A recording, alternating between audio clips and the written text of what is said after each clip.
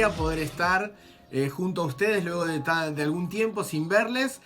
Vamos a traer la meditación en este pasaje que ustedes tienen como pasaje rema para este tiempo, que es Isaías 54 del 1 al 3. Lo quiero leer en la versión nueva internacional, que dice: tú, mujer estéril, que nunca has dado a luz, grita de alegría. Tú que nunca tuviste dolores de parto, prorrumpe en canciones y grita con júbilo, porque más hijos que la casada tendrá la desamparada, dice el Señor. Ensancha el espacio de tu tienda y despliega las cortinas de tu morada. No te pongas límites, alarga tus cuerdas y refuerza tus estacas, porque a derecha y a izquierda te extenderás, y tu descendencia conquistará naciones y poblará ciudades desoladas. En este hermoso pasaje que vemos de la Escritura, podemos ver que hay un desafío y un propósito que Dios tiene para la nación de Israel. Y este desafío es que Israel tenía una misión universal, tenía algo que tenía que cumplir. Dios la había escogido con un propósito. Recordemos a Abraham cuando Dios lo elige y le dice: te bendeciré y serás bendición. Dios no lo eligió a Abraham porque fuera el mejor, porque sí que era un buen hombre y era justo, lógico, pero el propósito de Dios no era solo bendecirlo a Abraham, no era un fin en sí mismo, sino que era un medio. Dios quería bendecir a Abraham para que Abraham fuera bendición a las naciones. Y de la misma manera Dios nos escoge a nosotros. No quiere Dios bendecirnos para que yo diga: uy, qué lindo, soy bendecido por Dios. Sino que lo que quiere Dios es bendecirme a mí, para que yo pueda bendecir a los demás. Y de esta manera, de la manera que Dios le dijo a Abraham: te bendeciré y serás bendición, Dios le dijo a Israel: Israel, te voy a elegir, te voy a escoger, pero vos también vas a ser de bendición. Recuérdense del pasaje que dice que Israel era nación santa, pueblo adquirido por Dios, para que anuncie las virtudes de aquel que la llamó de las tinieblas a la luz admirable. Siempre el propósito de Dios para Israel fue que Israel fuera una nación bendecida para bendecir a las naciones que la rodeaban. Y en primer lugar podemos ver en este versículo que nos muestra la alegría que Israel tenía que tener. Le dice: regocíjate porque antes eras estéril. Antes, Israel, hubo un tiempo de tu esterilidad, pero hoy es un tiempo diferente. Hoy no tienes ya que ser estéril. Vas a ser madre de multitudes. Vas a tener muchos hijos, muchos descendientes. Así como Dios le dijo a Abraham. Así como no puedes contar la arena del mar, así será tu descendencia. Así como puedes mirar al cielo y no puedes contar las estrellas, así será tu descendencia. Y de esta manera Dios le decía a Israel: alégrate, mujer estéril, que nunca habías dado a luz, porque ahora vas a tener dolores de parto.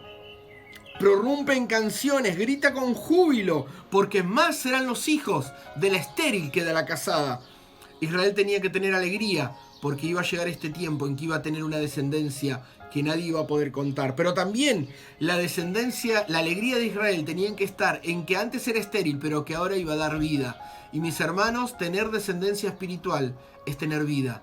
Es demostrar que el cuerpo de Cristo no es una iglesia, un templo. La iglesia no es un templo muerto de ladrillos.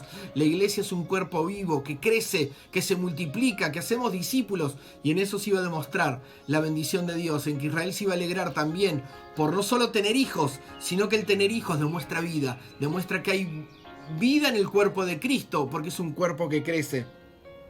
Pero también en el versículo 2 dice: ensancha el espacio de tu tienda y despliega las cortinas de tu morada. Esto nos habla, mis hermanos, de que Dios espera que nosotros crezcamos como pueblo de Dios, pero no habla el crecimiento del templo. A veces pensamos que este pasaje significa que tenemos que tener un templo más grande, que tenemos que crecer en el sentido de que hay que ampliar el templo. Aquí la Biblia habla de que el reino de Dios tiene que crecer en las naciones. Tenemos que multiplicarnos en discípulos, tenemos que hacer discípulos a todas las naciones. Tenemos que procurar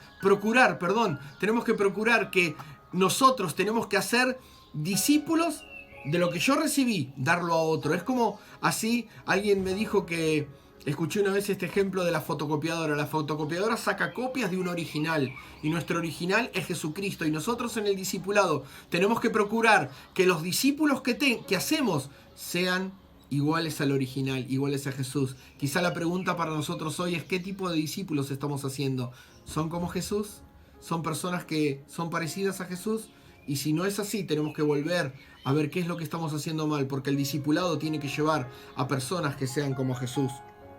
También este pasaje dice: ensancha el espacio de tu tienda. Dijimos que es algo que no es algo, no habla de lo material, habla de lo espiritual, crecer en otros. Y dice: no te pongas límites. Qué hermoso esto, no ponernos límites. Muchas veces le ponemos límites a Dios, muchas veces le ponemos los límites de lo que nosotros creemos, pero Dios es un Dios que no tiene límites, y nosotros tenemos que entender que el Señor quiere de nosotros extendernos sin poner límites humanos, extendernos aún más allá de nuestros territorios, más allá de nuestros países, ir hasta lo más último de la tierra, alargar nuestras estacas, nuestras cuerdas, porque nos extenderemos a izquierda y a derecha. El Señor quiere que el reino de Dios crezca donde estás, quiere que crezca en tu comunidad, quiere que crezca a través de tu familia, quiere que crezca en tu universidad, en tu escuela, y quiere usarte a vos como parte del reino. Y por último, el último versículo dice: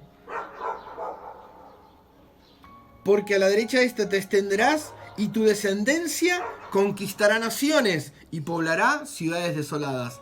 Mis hermanos, al hablar esto de conquistar naciones, me venía a la mente el pasaje de Salmo 2, 8 y 9, que dice: pídeme y te daré por herencia las naciones.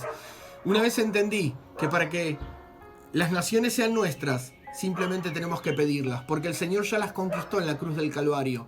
Y hoy quizá muchas naciones están en manos del enemigo, pueblos no alcanzados, pero no quiere decir que no sean de Dios, son de nuestro Señor, pero el enemigo hoy las tiene en su poder.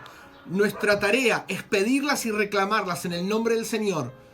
Y nosotros tenemos que decir: Señor, entreganos las naciones en tu nombre, entreganos esas naciones. Y dice la palabra del Señor también, tomando, y termino con esto, en la palabra de el Padre Nuestro, dice: venga a nosotros tu reino. Y hay algo importante para entender de esta palabra. No dice: vaya tu reino. Podría ser muy fácil para nosotros decir desde un lugar de comodidad en nuestro país: vaya tu reino a la China, Señor, vaya tu reino a la África, vaya tu reino a Afganistán, vaya tu reino a Corea del Norte, Señor.